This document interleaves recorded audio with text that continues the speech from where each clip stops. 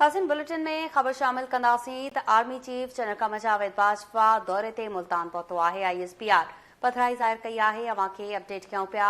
Army chief general Qamar Javed Bajwa जी मुल्तान जे दौरे ते आमद थी आहे। ख़बर अवां खे ॾियूं पिया। आर्मी चीफ मुल्तान पहुतो आहे। आर्मी चीफ मुल्तान छावणीअ में ऑफिसर्स ऐं जवाननि सां मुलाक़ात कई, ख़िताब बि कयो। ISPR पधराई ज़ाहिर कई आहे। अवां खे ॿुधायूं पिया आर्मी चीफ फॉर्मेशन जे ऑफिसर्स तोड़े जवाननि जे अज़म ऐं हौसले जी वाखाण बि कई। ISPR पधराई ज़ाहिर कई आहे। अवां खे ॿुधायूं पिया commander southern commander lieutenant general Akhtar नवाज़ती आर्मी चीफ जी आजियां कई। Army chief general Qamar Javed Bajwa Multan जे दौरे ते पहुतो आहे।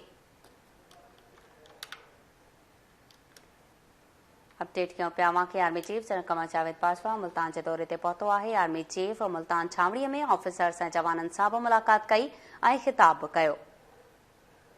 तफ़सील मालूम कंदासीं। लाइन ते मौजूद आहे के न्यूज़ रिपोर्टर असद शेर। जी असद, कहिड़ा तफ़सील आहिनि? जी बिल्कुल, army chief general Qamar Javed Bajwa अॼु मुल्तान जो दौरो कयो आहे। इन हवाले सां जेका ISPR पधराई कई आहे त army chief general Qamar Javed Bajwa Multan गैरेड division जे ऑफिसरनि ऐं जवाननि सां ॻाल्हि ॿोल बि कई आहे ऐं उन इलाइक़े जो दौरो बि कयो आहे। इन मौक़े ते स्ट्राइक फॉर्मेशन जे दस्तनि सां बि ॻाल्हि ॿोल कई आहे। इन जो चवणु आहे त मादरे वतन जी हिफ़ाज़त जे लाइ गैर मामूली पेशावराना क़ाबिलियत ऐं ड्यूटी लगन सां जेका हिन करे रहिया आहिनि उनखे साराहियो वियो आहे।